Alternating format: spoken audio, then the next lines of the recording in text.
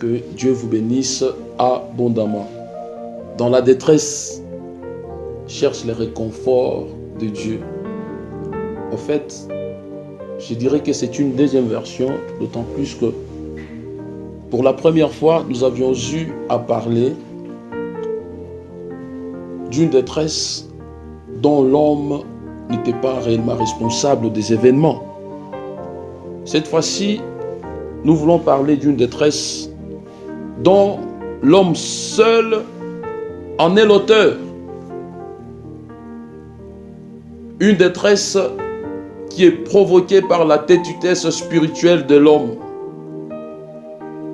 À titre illustratif, bien sûr, nous allons parler du livre de Jonas. Là, nous sommes dans le livre de Jonas, chapitre 1er, le verset 1er et sa suite. Nous lisons dans le nom de Jésus. La parole de l'Éternel fut adressée à Jonas, fils d'Amittai, en ces mots. Lève-toi, va à Ninive, la grande ville, et crie contre elle, car sa méchanceté est montée jusqu'à moi. Et Jonas s'éleva pour s'enfuir à Tarsis. Loin de la face de l'Éternel, il descendit à Jaffo. Et il trouva un navire qui allait à Tarsis. Il paya le prix du transport et s'embarqua pour aller avec les passagers à Tarsis, loin de la face de l'Éternel. Mais l'Éternel fit souffler sur la mer un vent impétueux, et il s'éleva sur la mer une grande tempête. Le navire menaçait de faire naufrage. Les mariniers eurent peur, ils implorèrent chacun leur Dieu, et ils jetèrent dans la mer des objets qui étaient sur le navire, afin de se le rendre plus léger.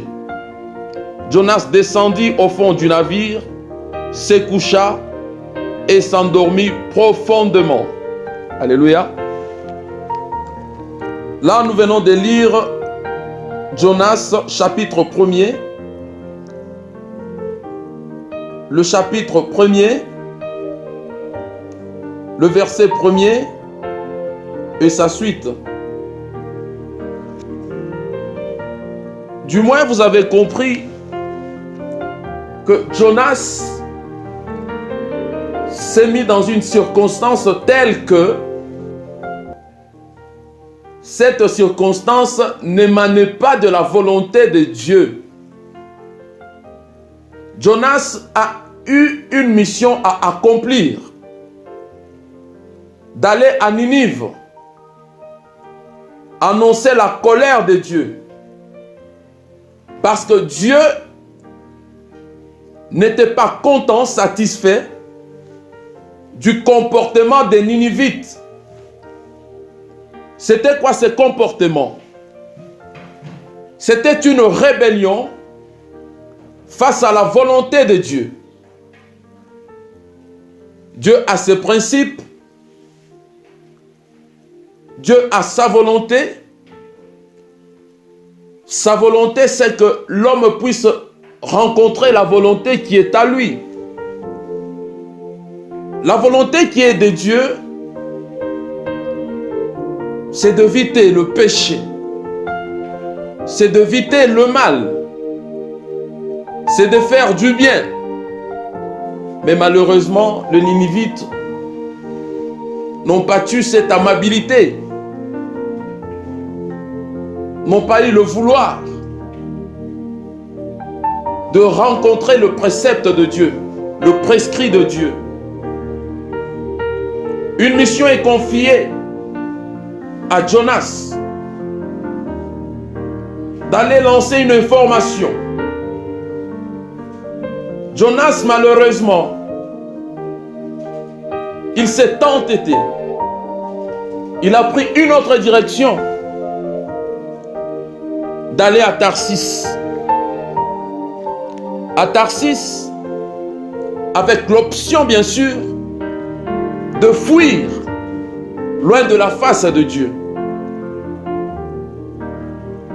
En vous épargnant de tout commentaire, de toute lecture, Jonas a eu à subir la pression de Dieu et à faire subir également tout le passager du navire la pression de Dieu. Et voilà que une détresse a pris naissance, non seulement dans la vie de Jonas, mais aussi auprès de tout le passager. Il y a eu trop d'interrogations. L'origine, la source de cette malédiction. Laisse-moi te dire du moins que toute malédiction a une source. Tout comme toute bénédiction a également une source. Malheureusement, ce jour-là, c'était une malédiction qui frappait sur tout le passager.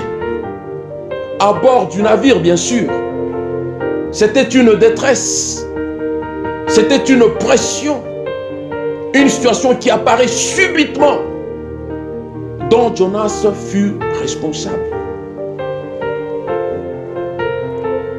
Après toutes les équations, après toutes les questions que ces gens se sont posées, en fin de compte, ils ont découvert qui était l'initiateur de cette tempête, de cette bousculade qu'ils ont connue à bord du navire.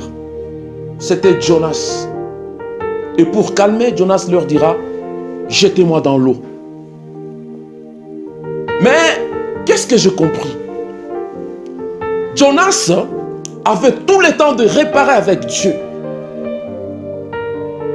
Il pouvait de lui-même prendre conscience que voilà, que je tente de réparer avec mon Dieu avant que la situation puisse empirer. C'est ça même l'homme présentement.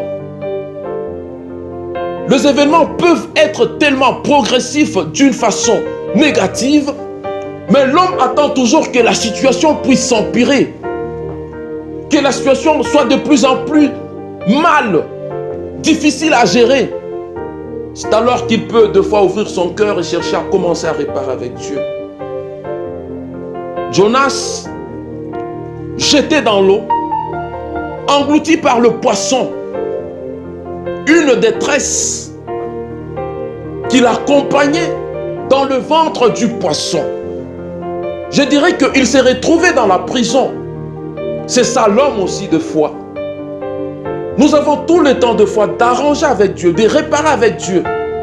Mais nous attendons que la dose de la situation soit tellement compliquée pour que nous puissions du moins commencer à chercher à arranger. Jonas englouti par le poisson. Jonas dans la détresse. Jonas dans une situation compliquée. Jonas dans un positionnement tellement nauséabond, si je peux le dire. C'est alors qu'il a pris conscience, du moins, de chercher à réparer, de chercher à effacer, de chercher à éloigner de lui cette détresse. Il a demandé pardon à Dieu. Notre Dieu plein de compassion, dans la prison, il a écouté la voix de Jonas à telle enseigne que Jonas a été exaucé. La prière, là encore, est inclue dans le plan de Dieu. Dieu a eu compassion. La compassion est inclue dans le plan de Dieu. Là, c'est une confirmation que, quelle que soit la dose de tes péchés, quelle que soit la nature de tes péchés, Dieu est toujours capable, Dieu est toujours disposé à pouvoir réinitialiser notre marche avec lui.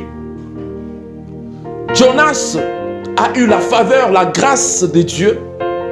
En dépit de tout cela, la mission a été réinitialisée pour qu'il puisse reprendre la direction d'aller vers Ninive et donner l'information aux Ninivites pour qu'ils se détachent de leur mauvaise voie. Une voie pécheresse. C'est ainsi que j'ai dit. Pour toi qui as eu à pécher en 2020, toi qui as été loin de la face de Dieu en 2020, Dieu s'approche des justes, il se retire de méchants.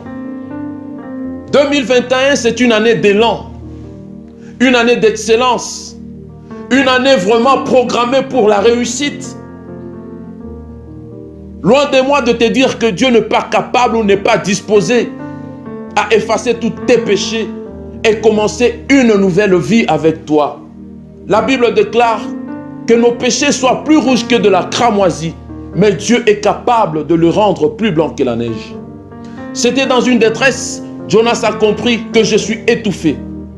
Mais dans cette nature, dans cette situation, dans cette détresse, que je cherche la face de Dieu, que je demande pardon à Dieu, afin qu'un déclenchement positif soit mon exclusivité. Que Dieu te bénisse abondamment. Du moins, une détresse dont tu es personnellement juge nécessite aussi une réparation avec Dieu. Change ta façon de voir les choses. Je te confirme seulement que Dieu est disposé à te faire du bien, d'autant plus que tu as pris conscience de rentrer vers lui, de chercher sa face, de réparer avec Dieu, de réparer avec l'Éternel Dieu des armées. Tu auras sa main, tu auras sa gloire, tu auras ses avantages, ses privilèges. Que Dieu te bénisse abondamment. Amen.